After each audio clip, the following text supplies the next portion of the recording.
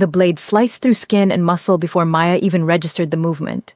Hot blood bloomed across her white t-shirt, spreading like spilled wine on cotton.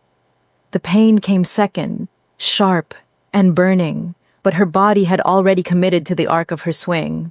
Her fist connected with the robber's jaw, and he staggered backward, the knife still slick with her blood clenched in his trembling hand. It could have been the old lady. That single thought burned through the haze of shock as Maya stumbled between the elderly Korean woman and the three men who'd cornered them in the narrow alley behind the grocery store. The woman's designer purse lay on the cracked asphalt, its contents scattered like fallen stars. A phone glowed face up near a puddle, its screen still lit, a call still connected. "You crazy bitch!" the one who'd stabbed her snarled, his face twisted with rage and surprise. He was young, maybe 20, with a spiderweb tattoo creeping up his neck. That wasn't meant. For you! Maya didn't waste breath on words. She'd learned years ago on these same streets that talking got you killed. The second attacker lunged for the purse again, and she kicked it away, sending it skidding toward the old woman who'd pressed herself against the brick wall, her eyes wide with terror, but something else too. A strange, calculating awareness that didn't match her fragile appearance. Blood ran warm down Maya's side, soaking into her jeans. She could feel it pooling in her shoe. The world tilted slightly, but she forced her legs to lock, forced her hands to stay up. 3 against 1, she'd faced worse odds. She'd survived worse wounds. If you're already hooked, hit that subscribe button and drop a comment below. You won't want to miss what happens next. The third man, broader than the others with a scar bisecting his eyebrow, pulled out a switchblade. Boss said no witnesses. That means both of them now. Boss. The word registered through Maya's pain. This wasn't a random mugging. "Run!" Maya said to the old woman, not taking her eyes off the 3 men. "Now!" "I cannot leave you," the woman started, her accent thick, her voice stronger than Maya expected. "I said run!" The scarred man moved first, fast for his size. Maya sidestepped, using his momentum against him, slamming her elbow into his kidney as he passed. He grunted, stumbled. The knife wielder came at her again, and this time she caught his wrist, twisted hard, bone cracked. He screamed, and the blade clattered to the ground. But the third one tackled her from the side. They hit the pavement hard, and the impact drove the air from Maya's lungs. Her stab wound screamed in agony. Stars exploded across her vision. The man's hands found her throat, squeezed. She could smell cigarettes and beer on his breath, see the gold tooth that flashed when he grinned. "Should have minded your own business," he hissed. Maya's hand scrambled across the dirty ground, found a piece of broken bottle. Glass bit into her palm as she gripped it and drove it into the man's shoulder. He howled, rearing back, and she bucked him off, rolling to her feet though her body screamed in protest. The old woman hadn't run far. She'd grabbed her purse, was clutching it to her chest, but her eyes were locked on something beyond Maya, the phone, still glowing on the ground, still connected. "Jinwoo," she called out toward it, her voice cracking. "Jinwoo, please." The scarred man recovered, grabbed the old woman's arm. She cried out, and something happened. She pressed her free hand to her chest, her face suddenly pale, breath coming in short gasps. Maya saw red. She launched herself at him, all technique abandoned now, just pure fury and desperation. Her first punch caught him in the throat. He choked, released the old woman. Maya's second punch never landed. The knife wielder, cradling his broken wrist, kicked her injured side with his boot. The world went white with pain. Maya collapsed to her knees, pressing her hand to the wound. Blood welled between her fingers. Too much blood.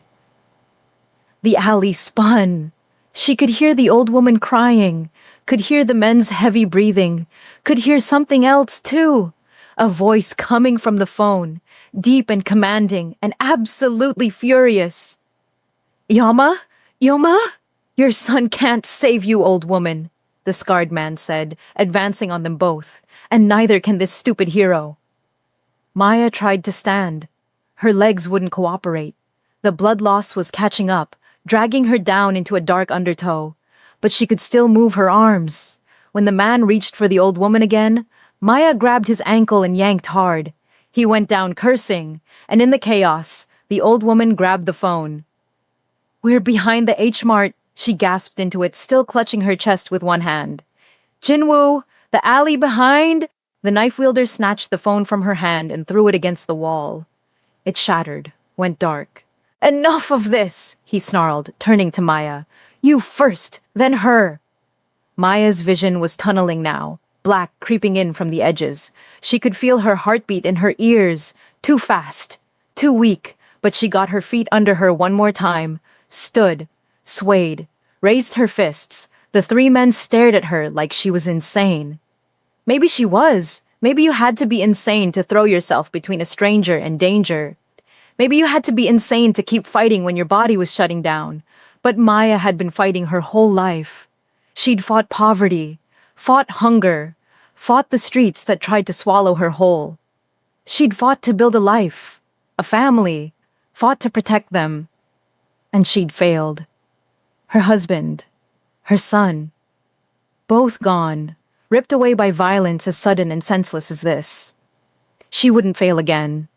Not today. Not this woman. "Come on then," Maya said, her voice steady even as blood dripped from her fingertips. The scarred man pulled out a gun. The old woman screamed, but before he could aim, sirens wailed in the distance, growing closer. Someone had heard the commotion, called the police. The three men exchanged glances, and fear finally overtook their determination. "We're out," the scarred man said. "Tell your boss we tried, but this crazy bitch—" "He's going to kill us," the knife wielder whimpered, still cradling his broken wrist. "Better him than a murder charge. Move." They ran, disappearing into the maze of alleys behind the strip mall. Maya watched them go, waited until they were truly gone. Then her knees buckled. She hit the ground hard, but barely felt it. The old woman was there immediately, cradling Maya's head in her lap, pressing her expensive silk scarf against the wound. "You foolish, brave girl," the woman whispered, tears streaming down her face, still breathing too fast. "Why? Why would you do this for a stranger?" Maya tried to answer, but the words wouldn't come. The darkness was pulling her under now, relentless. She could see her son's face in it, his bright smile on his 8th birthday, the last birthday they'd celebrated together. Could see her husband's eyes, the way they crinkled when he laughed. "I'm sorry," she thought. "I tried to save someone this time. I tried to be brave enough." "Stay with me," the old woman commanded, her voice suddenly sharp with authority, despite her labored breathing. "Do you hear me? You stay with me. My son is coming. He will help you. He will—" But Maya was already falling into the dark. Drop a like if you're wondering what happens next. And trust me, you need to stay for this. The darkness had teeth. It bit and tore and pulled Maya down into depths where pain couldn't reach her anymore, where memory dissolved like sugar in water. Somewhere far above she could hear voices, urgent, commanding, afraid, but they were just sounds without meaning, echoes in a vast emptiness. When consciousness flickered back, it came in fragments. The sensation of movement, the smell of leather and expensive cologne, strong arms carrying her, and a voice, male, cold as winter steel, issuing orders. "Get Dr. Yoon, now. I don't care if he's in surgery. Pull him out. 5 minutes or I'll pull his spine out." "Yes, boss. Find those 3 and bring them to me alive. I want to know who sent them." "Already tracking them, sir." "And get my mother to the car. Carefully. Check her vitals. She's having trouble breathing. If she has so much as a bruise—" "She's unharmed, boss. Just shaken. The woman, she took everything meant for your mother." A pause. The arms holding Maya tightened slightly. "What's her name?" "We don't know yet. No ID on her. But boss, she fought like... I've never seen anything like it. 3 men, and she... I heard it. Every second of it." Maya tried to open her eyes, but her eyelids were lead. Tried to speak, but her tongue was cotton. The wounds on her body pulled and burned but distantly, as if they belonged to someone else. She was aware of being placed on soft leather seats, of an engine purring to life, of motion and turns and the muffled sounds of traffic. Will she live? That cold voice again, closer now. I don't know, son, the old woman's voice shaking, still breathless. There was so much blood. She wouldn't stop fighting. Even when she could barely stand, she wouldn't. A sob broke through. She saved my life. She's not dead yet, Iyama. I won't let her die. It wasn't said with warmth or compassion. It was stated as fact, as immutable as gravity. When this man said someone wouldn't die, Maya believed him. There was power in that voice, the kind that bent the world to its will. Who was he? The question dissolved before she could chase it. The darkness returned, gentler this time, pulling her away from the pain into something that felt almost like sleep. When awareness came again, it was to the smell of antiseptic and the murmur of medical equipment. Maya's eyes fluttered open to an unfamiliar ceiling, white, pristine, recessed lighting that was blessedly dim. She tried to move and immediately regretted it. Pain exploded through her left side, sharp and vicious, stealing her breath. Don't move! A man in glasses appeared in her field of vision, middle-aged, wearing a white coat. You've had surgery, 15 stitches internal, 23 external. You're lucky the blade missed your kidney by centimeters. Lucky. Maya almost laughed, but it hurt too much. She tried to speak, managed only a croak. Water, the doctor said, lifting her head slightly and holding a straw to her lips. Small sips. The water was cold and perfect. It cleared the dust from her throat, brought the world into sharper focus. She was in a bedroom, she realized, not a hospital. A very expensive bedroom with silk wallpaper and art that probably cost more than she'd earned in her entire life. Medical equipment crowded one corner, monitors, an IV stand, a crash cart. Where, she managed? Safe, the doctor said. That's all you need to know right now. The woman, the old woman, is she? Mrs. Choi is fine, thanks to you. The doctor's expression softened slightly. You're quite the fighter. I've worked in emergency rooms for 20 years, and I've rarely seen anyone keep going with a wound like that. Maya closed her eyes. The old woman was alive. That was something. That was enough. I need to leave, she said, trying to push herself up despite the doctor's protests. I have work tomorrow and my rent is... You're not going anywhere for at least a week. This voice wasn't the doctor's. It came from the doorway, and it sent a chill down Maya's spine. She turned her head, ignoring the spike of pain, and saw him for the first time. He was tall, probably 6'2", built lean and dangerous under an impeccably tailored black suit. His face could have been carved from marble, sharp cheekbones, a jaw that could cut. Glass and eyes so dark they seemed to absorb light rather than reflect it.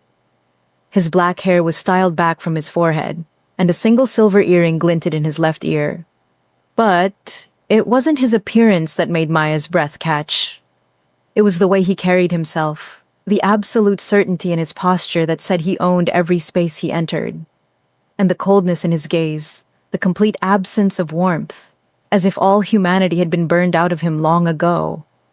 Who are you? Maya demanded, though her voice came out weaker than she wanted. The son, he said simply, moving into the room with the fluid grace of a predator. Jinwoo Choi, you saved my mother's life. I didn't know she was anyone's mother. She was just... Maya struggled for words through the fog of pain medication. She needed help. And you provided it. Jin stopped at the foot of her bed, studying her with an intensity that made her skin prickle. At great cost to yourself. Why? Why not? Most people would have kept walking, called the police, maybe, but not intervened directly. Certainly not against 3 armed men. Maya met his gaze steadily. I'm not most people. Something flickered across Jin's face, too quick to identify. No, you're certainly not. He turned to the doctor. How long until she's mobile? A week, minimum, possibly 2. The wound was deep and she lost a significant amount of blood. She needs rest, proper nutrition, and she'll have it. Prepare a room for her in the East Wing. Post guards. Guards? Maya tried to sit up again, and this time made it halfway before the pain forced her back down. I don't need guards. I don't need any of this. Just let me go home. Jin's eyes narrowed. You don't have a home. The words hit like a physical blow. Maya's breath caught. How did he... My men did their research while Dr. Yoon operated on you. Maya Johnson, 34, widowed 3 years ago. Evicted from your last apartment 2 months ago for inability to pay rent after losing your job at the warehouse. Currently staying at the women's shelter on 5th Street and working night shifts cleaning offices downtown. Jin's voice was utterly emotionless, reciting facts about her life as if reading a grocery list.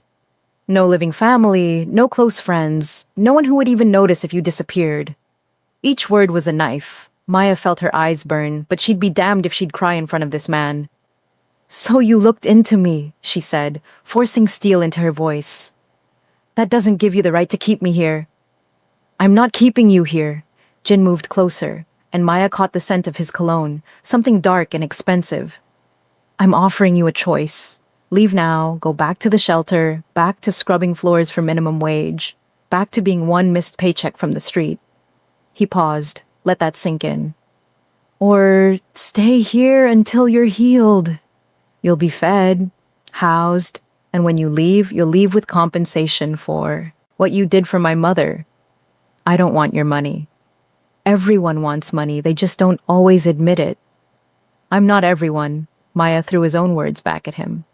For the first time, Jin's expression shifted.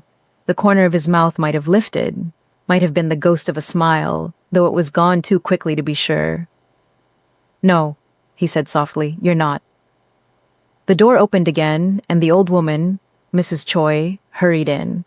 She still looked slightly pale, moved a bit more carefully than someone her age normally would, but she was dressed in an elegant hanbok in deep blue silk, her silver hair pulled back in a neat bun. Her eyes lit up when she saw Maya awake. Oh, you're awake! Thank the heavens! She rushed to the bedside, taking Maya's hand before Maya could protest. I've been so worried. Dr. Yoon said you would be fine, but I couldn't rest until I saw you with my own eyes. Her hands were warm, surprisingly strong. Maya found herself squeezing back without meaning to. I'm okay, Maya said. You don't need to worry about me. Are you all right? In the alley, you were holding your chest. Just stress, the doctor says. My heart gets excited sometimes. Mrs. Choi waved it away, but Maya noticed Jin's jaw tighten. But you, child, you took a knife meant for me. You fought 3 men while bleeding. You saved my life. Mrs. Choi's eyes filled with tears. I will worry about you for the rest of my days. Comment below if you think she should trust them, because what happens next will blow your mind. Something in Maya's chest cracked at the raw emotion in the old woman's voice. When was the last time someone had worried about her? When was the last time anyone had looked at her with something other than pity or contempt? It's what anyone would have done, Maya said quietly. But no one else did, Mrs. Choi said firmly. Only you. And now you are under my protection, do you understand? For as long as you need it. Jin started, his voice holding a warning. Don't Yama me, Mrs. Choi snapped, rounding on her son with surprising ferocity. This girl is a hero. She will be treated with the respect and care she deserves. I agree completely, Jin said, his tone placating, which is why I've already arranged for her to stay here during her recovery. Good, Mrs. Choi turned back to Maya, her expression softening. You must be hungry. I'll have the kitchen prepare something. What do you like to eat? Maya's stomach chose that moment to growl audibly. She couldn't remember her last real meal. Anything is fine. I'm not picky. Nonsense. Everyone has preferences. Mrs. Choi patted her hand. I'll have them prepare a variety. You need to rebuild your strength. She swept out of the room with the bearing of a general, leaving Maya alone with Jin and Dr. Yoon. The doctor busied himself checking the monitors, adjusting the IV drip, seemingly determined to ignore the tension between his patient and his employer. Jin remained at the foot of the bed, studying Maya with that unnerving intensity. Your mother seems nice, Maya said, because the silence was worse than conversation. She is too nice sometimes. It makes her a target. Those men, they were specifically targeting her, weren't they? It wasn't random, Jin's expression hardened. That's not your concern. They had a boss. They said boss said no witnesses. Who sent them? Not your concern. Each word was clipped, final, but Maya had survived too much to be intimidated by a cold voice and hard eyes. It became my concern when they stabbed me. It became my concern when I nearly died in that alley. And you were compensated for your trouble. I don't want compensation. I want answers. Jin moved then, sudden and fluid, closing the distance between them until he stood right beside her bed. He leaned down, bringing his face level with hers, and Maya saw something dangerous flicker in those dark eyes. You want answers. Here's one. My world is not a place for people like you. It's dark and violent, and it destroys good things. My mother is kind because I've built walls high enough to protect her kindness. But those walls can't protect you, Maya Johnson. So take my advice, heal, take the money, and go back to your life. Forget you ever met us. And if I don't want to forget, then you're more foolish than brave. They stared at each other, neither backing down. Maya could feel her pulse hammering against her ribs, could smell his cologne mixing with the antiseptic smell of the room, could see the faint scar that bisected his left eyebrow. Up close, he was even more striking, and even more terrifying. Dr. Yoon cleared his throat loudly. Boss, she needs rest, no stress. Jin straightened, stepping back. The moment broke, but the tension remained, crackling in the air between them. Rest, he said, his voice returning to that emotionless tone. We'll discuss your future when you're stronger. He left without waiting for a response, his footsteps silent on the expensive carpet. Dr. Yoon fussed with the monitors for another moment, then followed, leaving Maya alone in the beautiful, sterile room. She stared at the ceiling, trying to process everything that had happened. 12 hours ago, she'd been heading to work, just another invisible woman in a city full of them. Now she was lying in what was clearly a mansion, having been saved by a man who frightened her almost as much as he fascinated her, having been claimed as someone worth protecting by a woman who was apparently important enough to warrant assassination attempts. What the hell had she gotten herself into? The answer came sooner than expected. 2 days passed in a blur of sleep, medication, and gradually improving mobility. Mrs. Choi visited constantly, bringing food, books, and conversation. She talked about her childhood in Korea, about immigrating to America, about her love of gardening and classical music.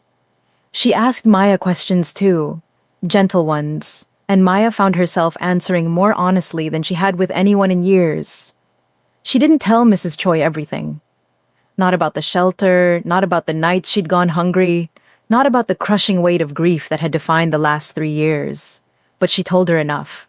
About growing up in foster care, about learning to fight because it was fight or be broken, about meeting her husband at a community center and falling in love with his gentleness, his belief that the world could be good. Mrs. Choi listened with the kind of attention that made Maya feel seen, truly seen, for the first time in forever. Jin, by contrast, was rarely present. Maya caught glimpses of him, disappearing into rooms with men in suits, taking phone calls in rapid Korean, his voice sharp with authority. Once, she heard shouting from somewhere in the house, followed by a gunshot, and her blood ran cold. But when she asked Mrs. Choi about it later, the old woman simply smiled and said, "Business matters, nothing for you to worry about." On the 3rd day, Maya was finally strong enough to walk, slowly and painfully, with Dr. Yoon's help. He guided her through the East Wing, where her room was located, and Maya got her first real look at her temporary prison, or sanctuary, she wasn't sure which. The place was enormous. Hallways branched in every direction, lined with art that belonged in museums. Every surface gleamed, every corner was watched by discreet cameras. And everywhere, there were men, hard-eyed, well-dressed men who moved with military precision and carried guns in shoulder holsters that their jackets didn't quite conceal. This wasn't a home. It was a fortress. "What does he do?" Maya asked Dr. Yoon as they made their slow way back to her room. "Jin Choi, what kind of business requires this kind of security?" Dr. Yoon's expression shuddered. "That's not a question I can answer." "Can't or won't? Both." He helped her back into bed. "Take my advice, Ms. Johnson. Don't ask questions you don't want the answers to." But Maya had never been good at taking advice. That evening, when Mrs. Choi brought dinner, a spread of Korean dishes that made Maya's mouth water, she asked again, "Your son, what does he do?" Mrs. Choi's hand paused halfway to her mouth, chopsticks suspended. "He's a businessman." "What kind of business?" "Import, export, mostly, some real estate, investments." The old woman's voice was carefully neutral. "And the guns? The guards?" "We've had security concerns. After what happened in the alley, surely you understand." Maya set down her own chopsticks. "Mrs. Choi, with respect, I'm not stupid. Those men in the alley said boss said no witnesses. They were sent to kill you. And your son, the way people look at him, the way they move when he speaks, that's not fear of a normal businessman." Mrs. Choi was quiet for a long moment. Then she sighed, suddenly looking every one of her 70 years. "You're right," she said softly. "You're not stupid, and you deserve honesty after what you've done for me." She met Maya's eyes. "My son operates in spaces between the law. He controls territory, businesses, people. He's built an empire in the shadows, and that empire has made him both very powerful and very dangerous. He's a criminal. He's my son," Mrs. Choi's voice sharpened. "And he is not a monster, whatever you might think. He has rules. He doesn't deal in drugs. He doesn't traffic people. He doesn't prey on the weak. His empire exists because he provides order where the law cannot or will not. That's a nice way of saying he's a gangster. And you're a fighter who throws herself in front of knives for strangers. We all do what we must to survive in this world, child. Who are we to judge each other's choices?" Maya didn't have an answer to that. She thought about her own life, about the compromises she'd made, the gray areas she'd navigated. Was she really so different? She'd stolen food when hungry, had hurt people who tried to hurt her first, had bent or broken rules when survival demanded it. "Why are you telling me this?" Maya asked finally. "Because you asked, because you're staying in my home, and because..." Mrs. Choi reached across the table, took Maya's hand again. "Because I like you. You have fire in you, strength. You remind me of myself many years ago, and I would not have you walk blindly into danger. Is that what staying here is? Danger? It can be. My son's world is not safe, Maya, but it can also be, if you're strong enough, brave enough, a place of opportunity, a place where someone like you, someone the rest of the world has overlooked, can become powerful in your own right." Maya's heart raced. "What are you saying?" "I'm saying that when you're healed, you'll have a choice to make. Leave with your compensation and go back to your old life, or..." Mrs. Choi's eyes glittered. "Stay. Work for my son. Let him teach you to channel that fighting spirit into something more than mere survival." "You're offering me a job with the Korean Mafia." Mrs. Choi smiled. "Such a crude term, but yes, essentially." It was insane. It was dangerous. It was everything Maya had tried to avoid her entire adult life. Her husband had been a good man, a peaceful man.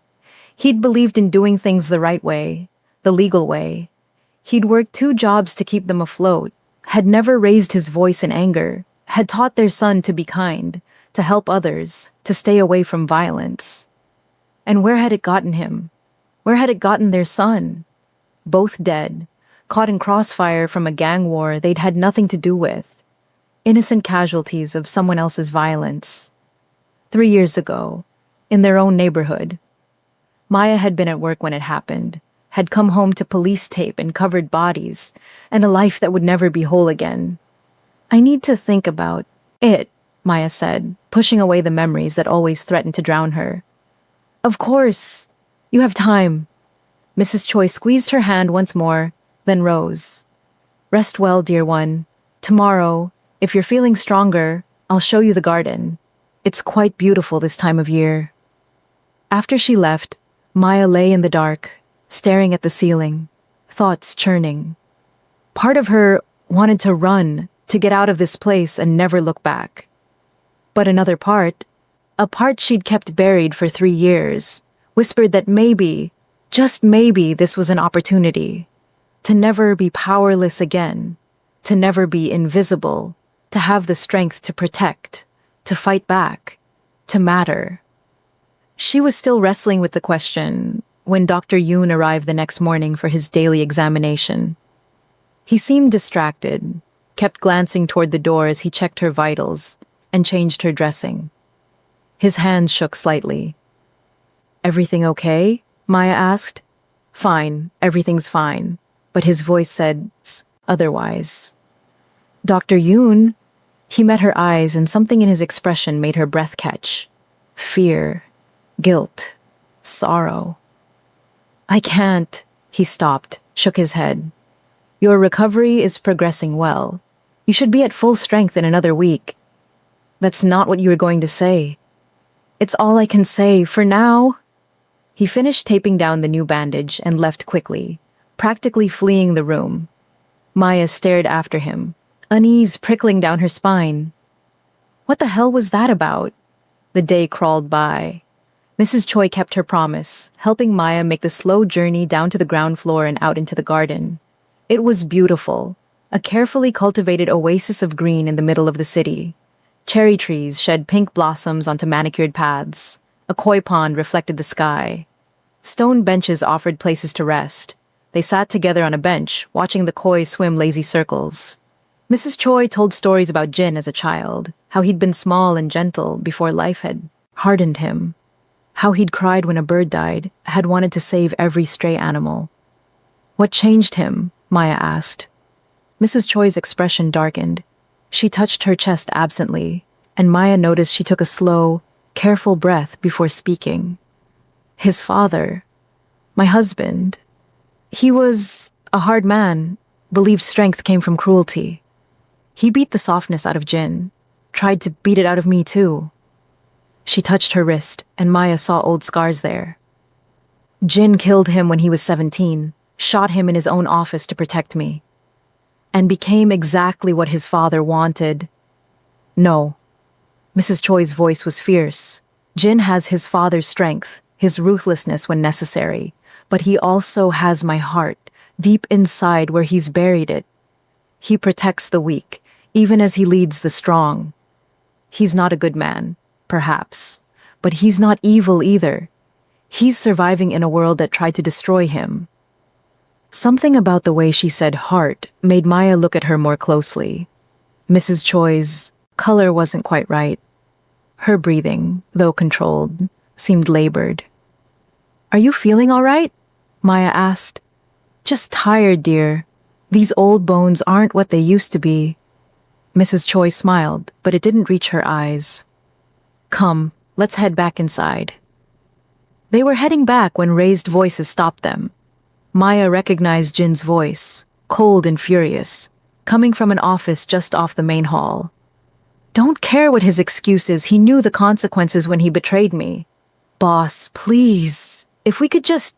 No, make it clean, no suffering, but make it public. I want everyone to know what happens when you turn on me. Silence, then footsteps, heavy and resigned. A man emerged from the office, his face pale, and hurried past Maya and Mrs. Choi without acknowledging them. Mrs. Choi's grip on Maya's arm tightened. Come, you should rest. But Maya had frozen. That voice, Jin's voice, cold and commanding, ordering someone's death as casually as someone might order lunch. The reality of who these people were, what they did, crashed over her like a wave. This was the world Mrs. Choi was inviting her into. A world where life was cheap and death was currency. A world not so different from the one that had taken her family. Maya barely remembered returning to her room. She sat on the edge of her bed, her mind racing, her heart pounding. Images flashed through her head, her husband's face, her son's laugh, the police officer's expression when he told her they were gone. A gang dispute, he'd said. Wrong place, wrong time. Witnesses said it was Korean and black gangs fighting over territory. Korean gangs. Jin was Korean. Powerful. Had been in this business for years, by the look of things. No, it was impossible. The city was huge. There were lots of gangs, lots of powerful men. It couldn't be. But what if? The thought took root, dark and insidious. Maya forced herself to breathe, to think rationally. She had no evidence, no proof. Just paranoia born from trauma and coincidence. But she needed to know, needed to be sure. When Dr. Yoon arrived that evening, she was ready. The moment he entered, she saw it again.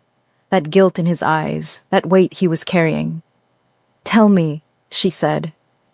"Whatever you've been trying to say, tell me now." Dr. Yoon looked around nervously, checking the cameras in the corners. Then he did something strange.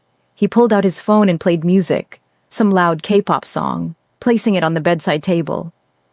"The cameras have audio," he whispered, leaning close. "But not over music. We have maybe 5 minutes." "What's going on?" Dr. Yoon's hands twisted together.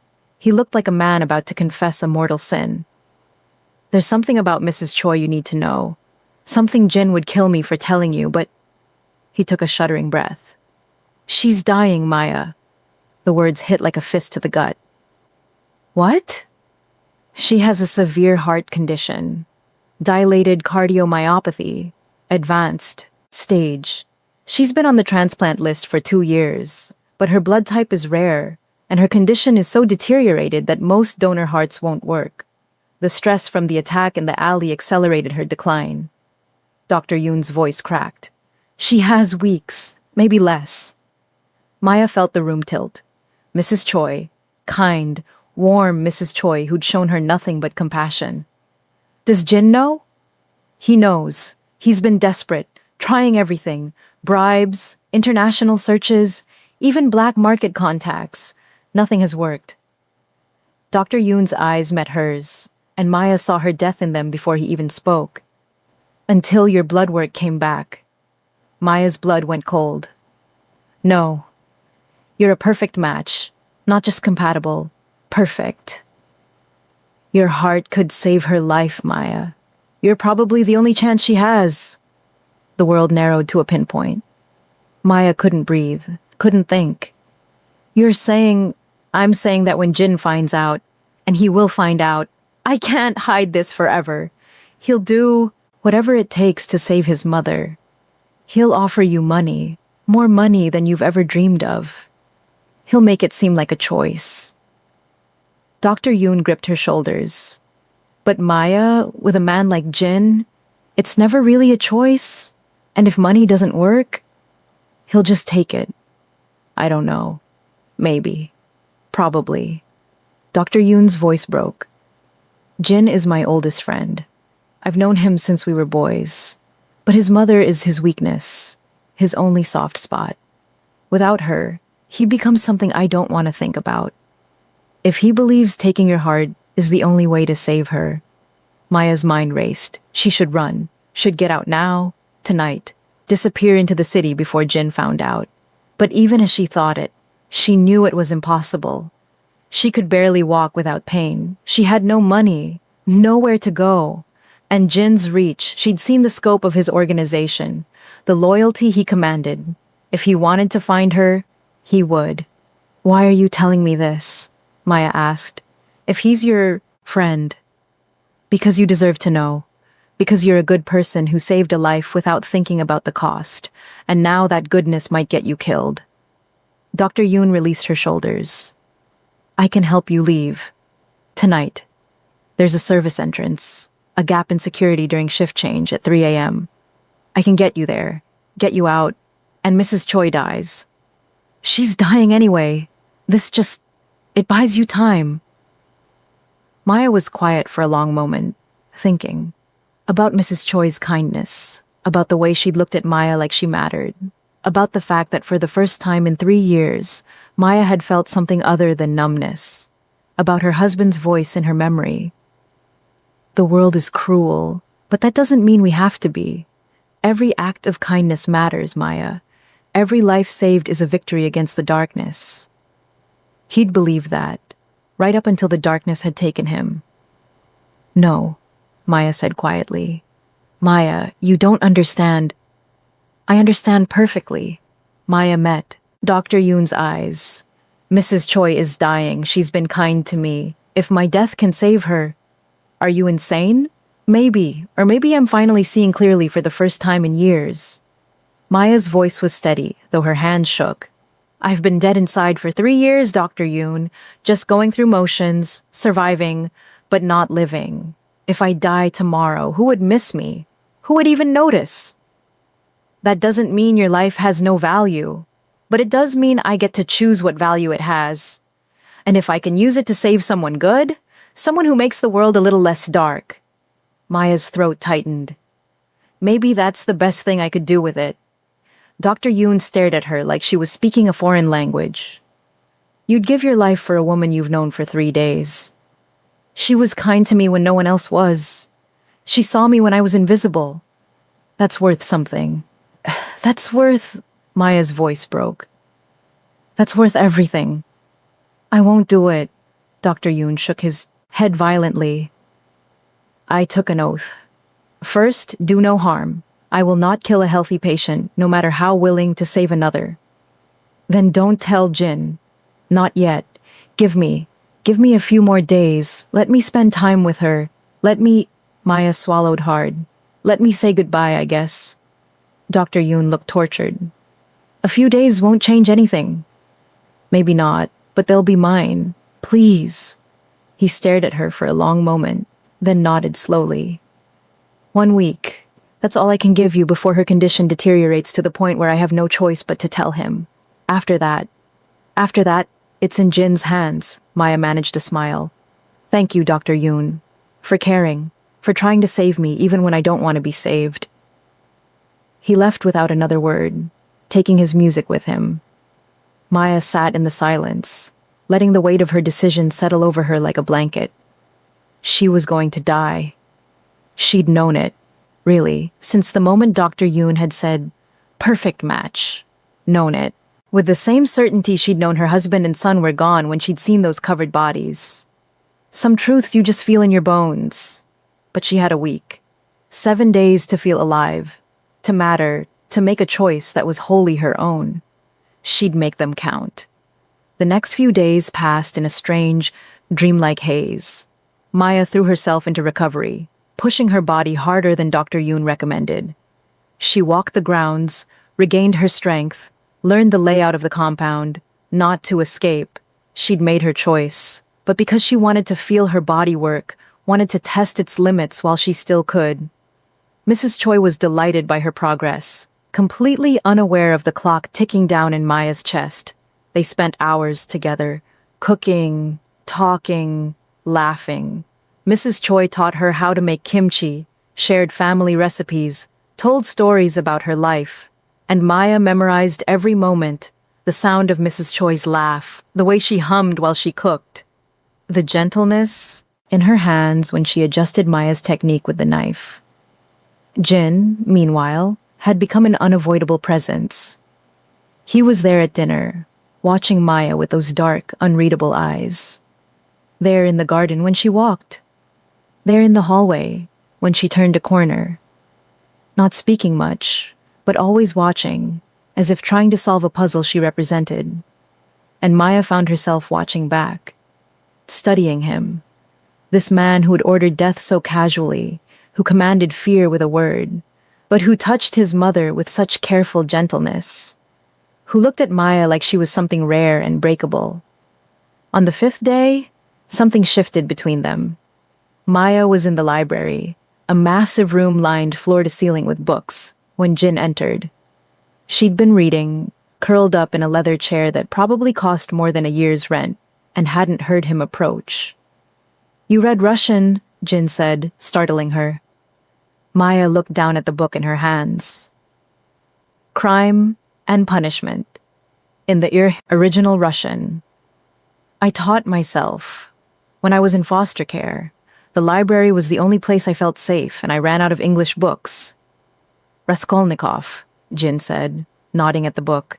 A man who commits murder and then tortures himself with guilt. Do you identify with him? I identify with someone who wants to matter, who wants his existence to mean something. Maya closed the book, though hopefully with less murder. Jin's mouth quirked. Not quite a smile, but close. I've always preferred Sonia, the prostitute who saves him with love and faith, despite having every reason to be as cynical as he is. You've read it. I've read everything in this library. Books were my escape too when I was young. When my father... He stopped, jaw tightening. Before... They were quiet for a moment. Then Jin moved closer, leaning against the bookshelf beside her chair. Close enough that Maya could smell his cologne, could see the faint stubble on his jaw. You're healing faster than expected, he said. I'm a quick healer. Or you're pushing yourself too hard. His eyes narrowed. Dr. Yoon says you've been asking about my mother's health, about her heart. Maya's pulse spiked, but she kept her voice steady. I care about her. She's been kind to me. She likes you, talks about you constantly. Jin's expression softened almost imperceptibly. She says you remind her of herself when she was young, strong, stubborn, willing to fight. Is that a compliment? From her, yes. She doesn't give them lightly. Jin studied her face. My mother thinks I should offer you a permanent position. Training, resources, a place in my organization. And what do you think? I think, Jin paused, seeming to choose his words carefully. I think you're dangerous. Dangerous. Not to me, to yourself. You have this need to protect people, to throw yourself into harm's way for strangers. In my world, that gets you killed. Maybe I'm not afraid of dying. The words hung in the air between them. Jin's eyes sharpened, searching her face. Everyone's afraid of dying, he said quietly. Not everyone. Some people have already lost everything that made life worth living. For them, death is just... Maya shrugged. The next thing. Jin moved then, sudden and fluid. He crouched beside her chair, bringing them eye to eye. Is that what you think? That you've lost everything? I know I have. My husband, my son. 3 years ago, in a gang dispute. They were in the wrong place at the wrong time. Maya's voice was flat, reciting facts. After they died, I lost the apartment because I couldn't work enough to pay rent while I was grieving. Lost my job because I couldn't focus. Lost myself somewhere in the process. Jin's hand came up, almost touched her face, then dropped. I'm sorry. Are you? Yes. And strangely, he sounded like he meant it. No one should lose their family to violence. No one should have to carry that weight. But you've made people carry it, ordered deaths, caused the kind of pain I've lived through. Yes. Jin didn't flinch from the accusation. I have. I won't pretend otherwise. In my world, violence is currency. Power is survival. I've done terrible things to protect what's mine. Does that include your mother? Especially my mother. Jin's voice turned fierce. She's the only good thing left in my life. The only person who still sees me as human. I would burn the world to keep her safe. Even if it meant doing something unforgivable? There is no unforgivable. Not when it comes to her. Maya's breath caught.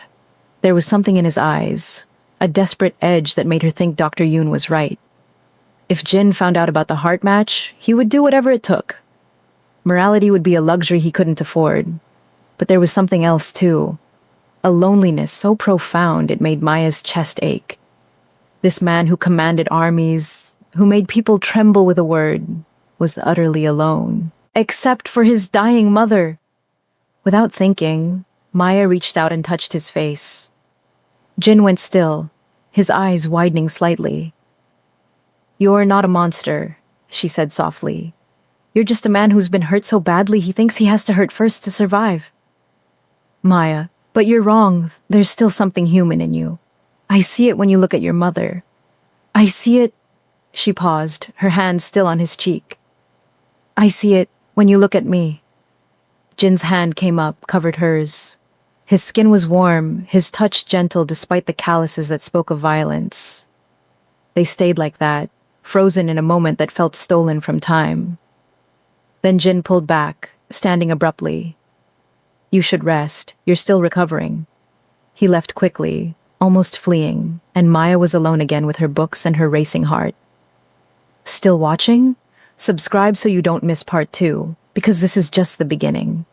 The remaining days blurred together. Maya spent every moment she could with Mrs. Choi, soaking up her warmth, her stories, her presence. And she spent her nights thinking about Jin, about the man behind the monster, about the wounded boy who'd killed his father and never stopped killing. On the 7th day, everything changed. Maya woke to commotion, shouting, running footsteps. She threw on a robe and stumbled into the hallway to find Dr. Yoon racing toward Mrs. Choi's room, medical bag in hand. "What's happening?" Maya called after him. Mrs. Choi collapsed. Her heart. "We're out of time." Maya's blood turned to ice. She followed, her own heart pounding, and found chaos in Mrs. Choi's room. The old woman was on the floor, her lips blue, her chest still. Jin knelt beside her, his face drained of all color, pressing his fingers to her neck. "She has a pulse, but it's weak. She's not breathing." Jin's voice was barely controlled panic. "Do something." Dr. Yoon dropped beside him, started chest compressions. "How long has she been down?" "I don't know. 1 minute, maybe 2. I came in and she was..." Jin's voice cracked. "You have to save her." "I'm trying. Get my equipment, now." Jin's men scrambled to obey. Maya stood frozen in the doorway, watching the woman who'd shown her such kindness fight for her life. Dr. Yoon worked with desperate efficiency, but Maya could see it in his face. They were losing her. "We need to get her to a hospital," one of the guards said. "No time." Dr. Yoon's compressions faltered for a split second as he looked at Jin. "Boss, there's something you need to know. Something I should have told you days ago." Jin's eyes snapped to him, wild and terrifying. "What?" "Maya," Dr. Yoon's voice broke. "She's a perfect match for a heart transplant. I found out a week ago. She's probably your mother's only chance." The room went silent except for the sound of Dr. Yoon's compressions. Jin turned slowly to look at Maya, and the expression on his face made her stomach drop. "You knew," he said, his voice deadly quiet. "You've known for a week that you could save her." "Jin," Maya started. "How long?" The roar echoed through the room. Jin was on his feet, crossing to her in 3 strides. "How long have you known my mother was dying while you played happy family with her?" I needed time to..." "Time? My mother is dying and you needed time?" Jin grabbed her shoulders, and for a moment Maya thought he might actually hurt her. "What gave you the right to keep this from me?" "She wanted to choose," Dr. Yoon said, still working on Mrs. Choi. "I told her about the match, about your mother's condition, and she was willing to be a donor, but she asked for a few days first.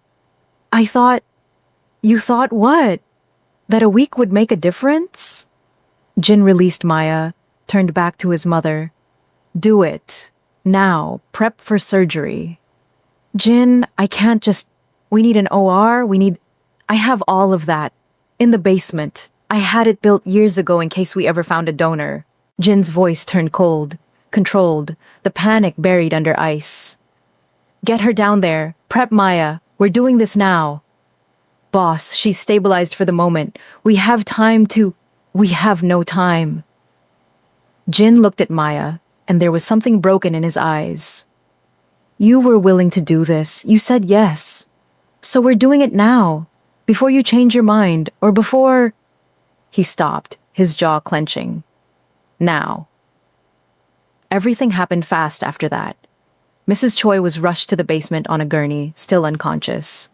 The space Jin had built was indeed a full surgical suite, complete with everything Dr. Yoon would need. 2 more doctors arrived, specialists on Jin's payroll, and they began prepping Mrs. Choi immediately. Dr. Yoon pulled Maya aside to a prep area. "I'm so sorry," he whispered. "I tried to give you more time, but her heart... It's okay." Maya's voice was surprisingly calm. She'd had a week to make peace with this. "I made my choice. I'm ready. Maya, you don't have to do this. We can tell him no, we can..." And she dies. Your friend loses the only person keeping him human. No. Maya squeezed Dr. Yoon's hand. "It's okay. Really. I've had more good days in the past week than I've had in 3 years. That's enough." Dr. Yoon's eyes filled with tears, but he nodded. He began prepping her for surgery. IV line, monitors, explaining the procedure, though they both knew she'd never wake up from it. Jin appeared in the doorway, still in his clothes from earlier, looking strange and out of place in the sterile environment. His eyes found Maya's. "I need a moment," he said to Dr. Yoon. "Everyone out." Dr. Yoon hesitated, but obeyed. The other doctors followed, leaving Jin and Maya alone in the pre-op area. Jin stared at her for a long moment, and Maya watched him struggle with something. Rage warred with guilt, warred with desperation in his expression. "I don't want to do this," he finally said. "You have to."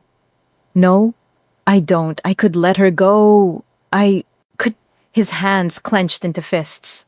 "Why are you doing this? Why are you willing to die for her?" "Because she was kind to me. Because she made me feel human again." Maya's voice was steady. "Because someone should benefit from my death.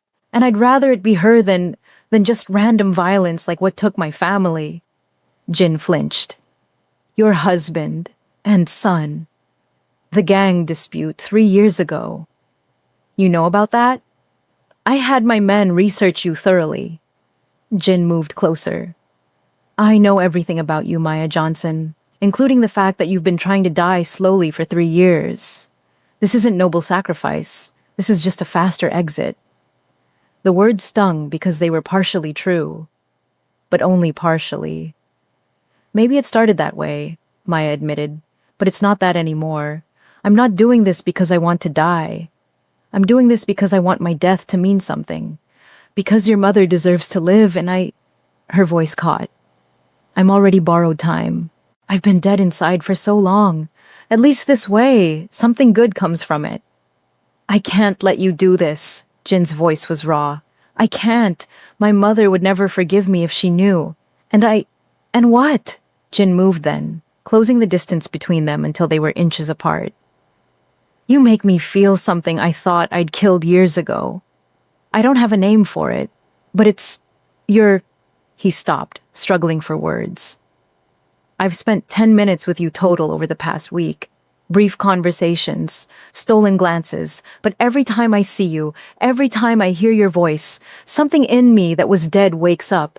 And now I'm supposed to let you die to save my mother?" Maya's breath caught. "Jin, tell me there's another way. Tell me I don't have to choose between the only 2 people who've made me feel human in a decade. There is no other way. You know that." Maya reached up, touched his face like she had in the library. "But Jin, listen to me. Your mother needs you. The world needs people like her. Kind people, good people, and you need her to stay good yourself. Without her, I become a monster." "Yes." Maya's eyes stung. "So save her. Do this terrible thing and then live with it. Use it to be better. Keep your humanity because of her, not in spite of what you did to keep her alive." Jin's eyes were wet. She'd never seen him cry, but he was close now. "It's not fair. It's not... I just found you. I just started feeling again. And now, I know." Maya pulled him down, pressed her forehead to his. "I know, but this is what has to happen. So promise me something. Anything. Stay human. Don't let this turn you into the monster your father wanted. Be the man your mother believes you are. The man She stopped, swallowed. The man I wish I'd had more time to know. Jin made a sound like a wounded animal. His arms came around her, held her like she was the only real thing in the world. This isn't fair, he whispered into her hair. Nothing ever is. Maya held him back, memorizing the feel of his arms, the sound of his heartbeat. Take care of her. Tell her I'm sorry I couldn't say goodbye properly. Tell her she made me feel seen. Maya, Jin pulled back, looked at her face like he was memorizing it. There's something I need to tell you. About 3 years ago, about your husband and son. The door burst open. One of the doctors, his face pale with urgency. We need her now. Mrs. Choi is crashing. We're losing her. The moment shattered. Maya met Jin's eyes one more time, saw agony and guilt, and something that might have been love if they'd had more time. It's okay, she said softly, even though she didn't know what he'd been about to confess. Whatever it is, Jin, I forgive you. Then she let Dr. Yoon lead her to the operating table. The room was cold, too bright, filled with machines that beeped and hummed. She lay down, and Dr. Yoon approached with a syringe. I'm so sorry, he whispered, tears streaming down his face. I could have. You gave me a gift, Maya said. A week of feeling alive. Thank you for that. Dr. Yoon pressed the syringe to her IV port. Count backward from 10. Maya nodded. She looked toward the doorway where Jin stood, his face a mask of anguish. Their eyes met and held. 10, Maya whispered. 9, 8. Jin's lips moved. She thought he said, I'm sorry, but she couldn't be sure. 7, 6, 5. The world began to blur, reality sliding away like water through her fingers.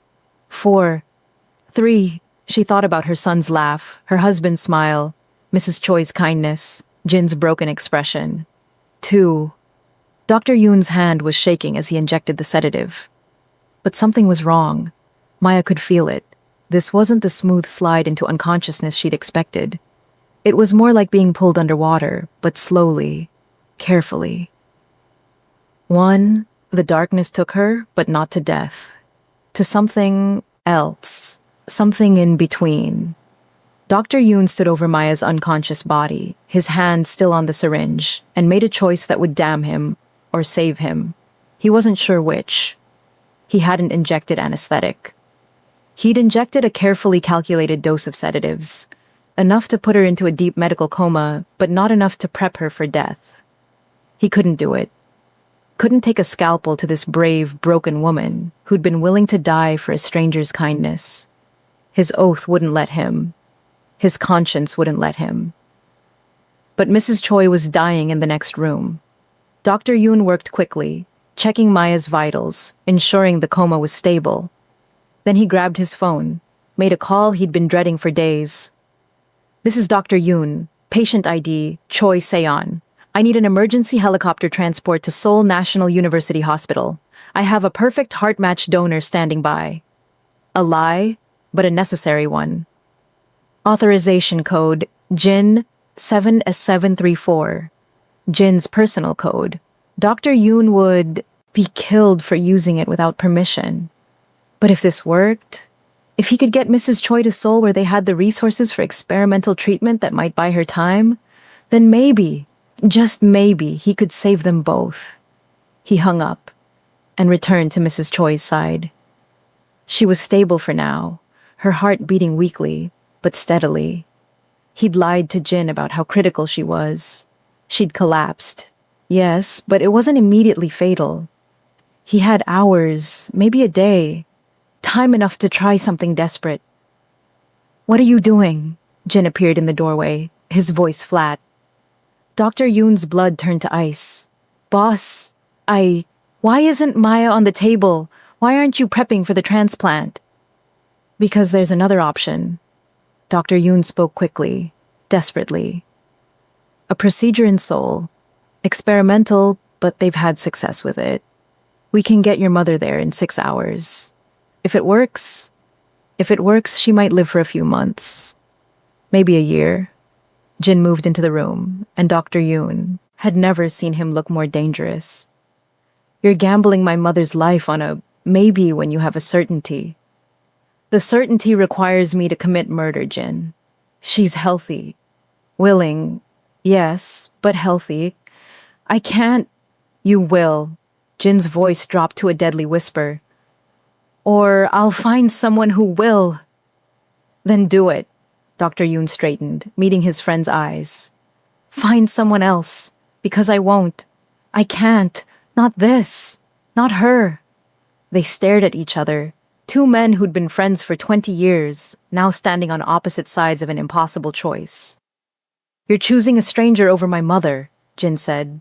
I'm choosing to be a doctor, to keep my oath, to not become, Dr. Yoon's voice broke, to not become as monstrous as this world wants us to be. For a long moment, Dr. Yoon thought Jin would kill him, saw the calculation in his eyes, the weighing of options. Then Jin's phone buzzed. He looked at it, and his expression shifted. The helicopter you called, he said, flatly. For Seoul. Jin, how long do we have, truthfully? With the medication I'm giving her, 12 hours, maybe 18. In Seoul, they can stabilize her. Try the new procedure. It's risky, but it's a chance. Jin looked at his mother, then at the door behind which Maya lay unconscious. And Maya? In a medically induced coma. Stable. She'll wake up in a few days. You lied to me. Yes. Dr. Yoon didn't flinch. I did, and I'll face whatever consequences come from that. But I won't kill her, Jin. Not for this. Not for anything. Jin was quiet for so long that Dr. Yoon started to plan his escape route. Then, to his shock, Jin nodded. Get my mother to Seoul. Try your experimental procedure. Jin's voice was hollow. But if she dies, if your gamble costs me my mother, I'll make you watch while I kill everyone you've ever loved, and then I'll kill you slowly. Do you understand? I understand. And Maya stays in the coma until my mother is stable. I don't want her waking up until I know if I need her or not. Dr. Yoon's blood chilled, but he nodded. It was the best deal he was going to get. The helicopter arrived 30 minutes later. Mrs. Choi was loaded aboard, still unconscious, stable but fragile. Jin went with her, but before he left, he stopped by the room where Maya lay sleeping. Dr. Yoon watched from the doorway as Jin approached her bed. The mafia boss stood there for a long moment, just looking at her face. Then he leaned down and pressed his lips to her forehead. I'm sorry, Jin whispered, for everything. For what I am, for what I've done, for what I might still have to do. You deserve better than this. Better than me. He straightened, and when he turned to leave, his face was that cold mask again. Keep her alive, Dr. Yoon, until I decide what to do with her. Then he was gone, and Dr. Yoon was left alone with an unconscious woman and the weight of the choice he'd just made. 3 days passed in tense silence.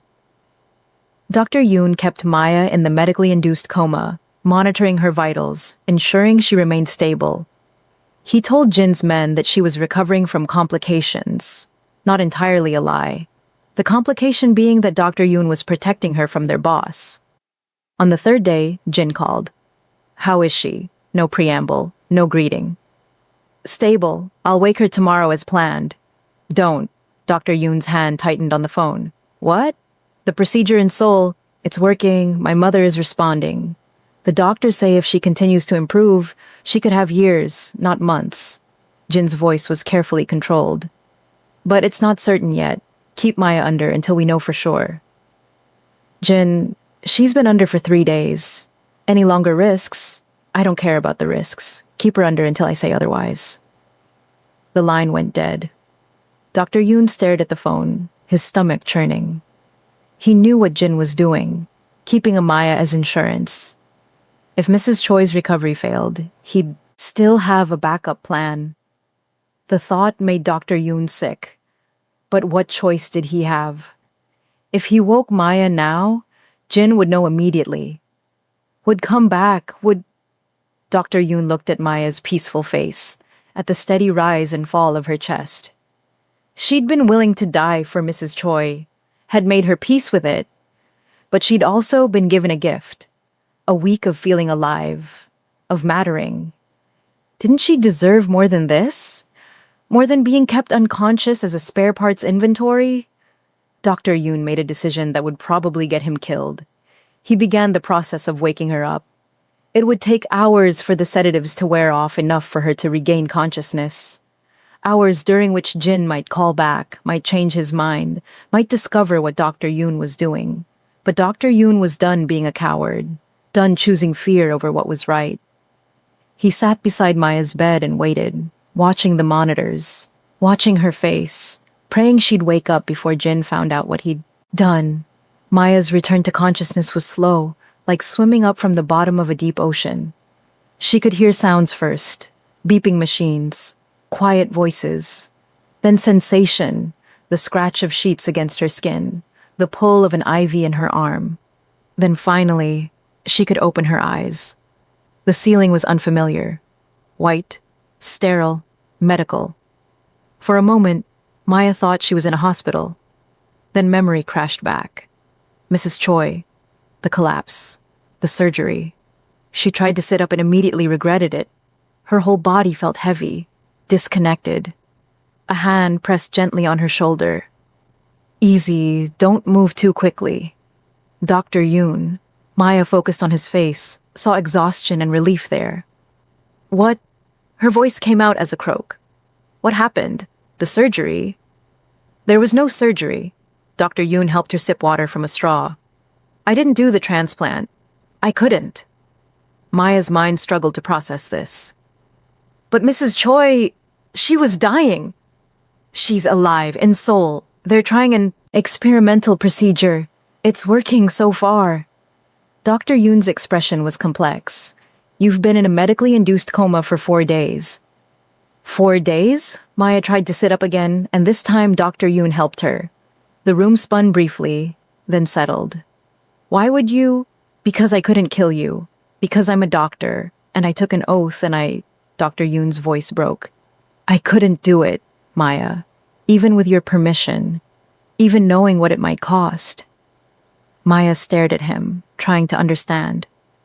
So I'm alive. Mrs. Choi is alive. For now, the procedure could still fail. If it does, Dr. Yoon didn't finish, but Maya understood. If it failed, Jin would come back for her heart. Does he know that you didn't do the transplant? He knows. He's the one who agreed to try the procedure in Seoul. But Maya? Dr. Yoon gripped her hand.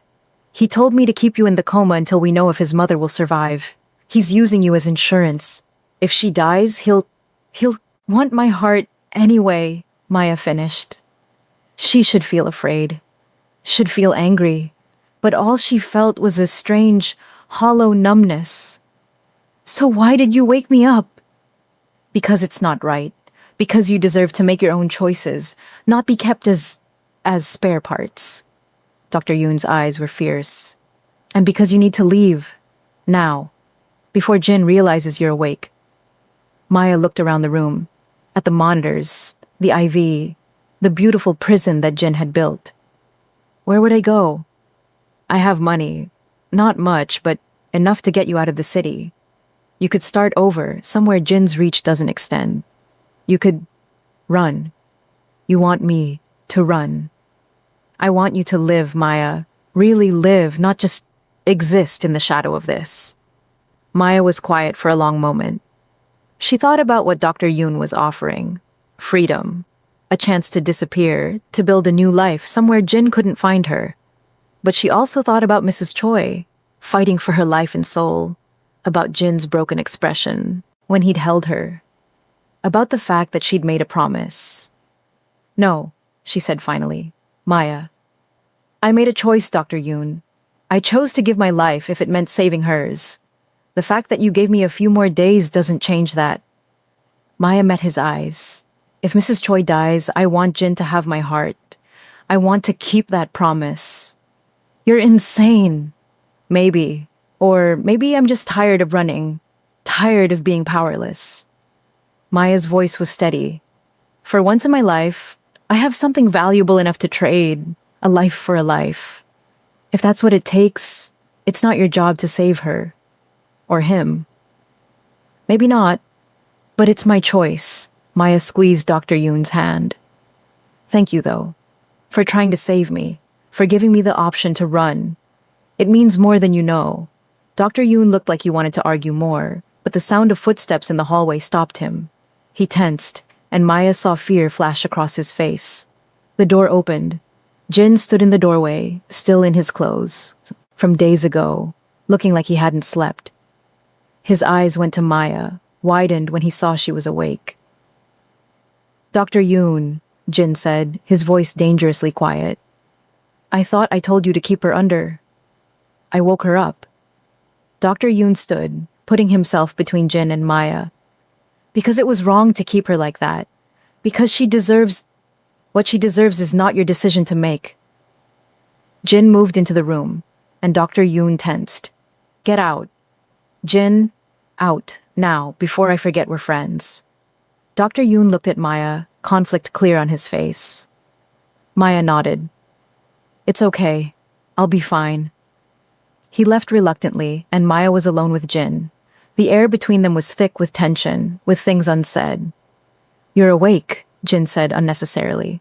Dr. Yoon said your mother's procedure is working. It is. The doctors are optimistic. Jin moved closer, stopped at the foot of her bed. Which means you might get to live after all. Lucky you. There was bitterness in his voice, anger, but underneath, Maya heard something else. Relief, maybe? Or regret? I would have done it, Maya said quietly. If it had come to that, I meant what I said. I know, which makes you either the bravest person I've ever met, or the most broken. Jin's eyes were hard. I haven't decided which yet. Can't I be both? Something flickered across Jin's face. Surprise, maybe, or recognition? Yes, I suppose you can. They were quiet for a moment.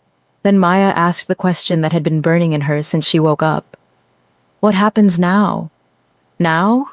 Now we wait. If my mother continues to improve, you'll be free to go. I'll give you money, enough to start over wherever you want, and we'll never see each other again. And if she doesn't improve? Jin's jaw clenched. Then Dr. Yoon will do what needs to be done, and you'll die knowing you saved the only good person left in my life. Is that what you want? What I want doesn't matter. It never has. Jin turned toward the door, then stopped. For what it's worth, I'm sorry. For all of this. You deserved better than to get pulled into my world. Jin, Maya started, but he was already leaving. She listened to his footsteps fade down the hallway, then let out a shaky breath. She was alive. For now. But her future hung in the balance, dependent on whether a woman she barely knew would survive an experimental procedure in a foreign country. And if she didn't, if Mrs. Choi died, then Maya would fulfill her promise, would give her heart, her life, to save Jin from becoming the complete monster his father had tried to create. It should terrify her, should make her want to take Dr. Yoon's offer and run. But all Maya felt was that same strange calm, the certainty that whatever happened next, she'd made the right choice. For the first time in 3 years, her life, or death, would mean something. That was enough. 2 more days passed. Maya recovered her strength, though Dr. Yoon insisted she stay in bed.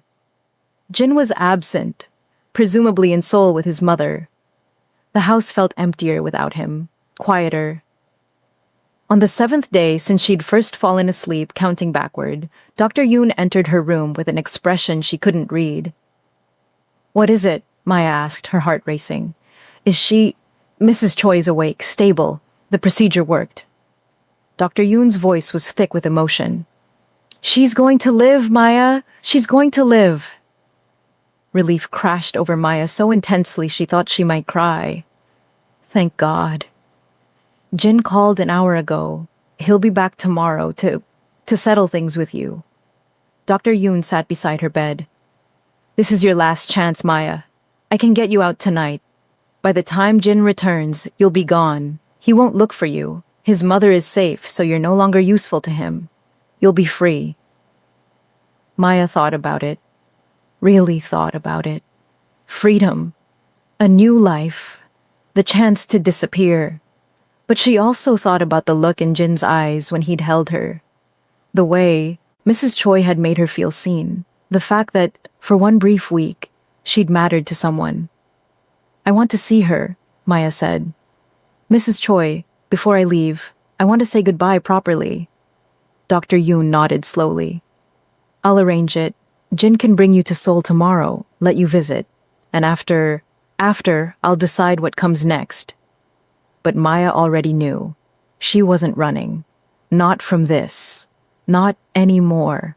Tomorrow she would face Jin, would say goodbye to Mrs. Choi, and then she would finally, truly, choose the rest of her life.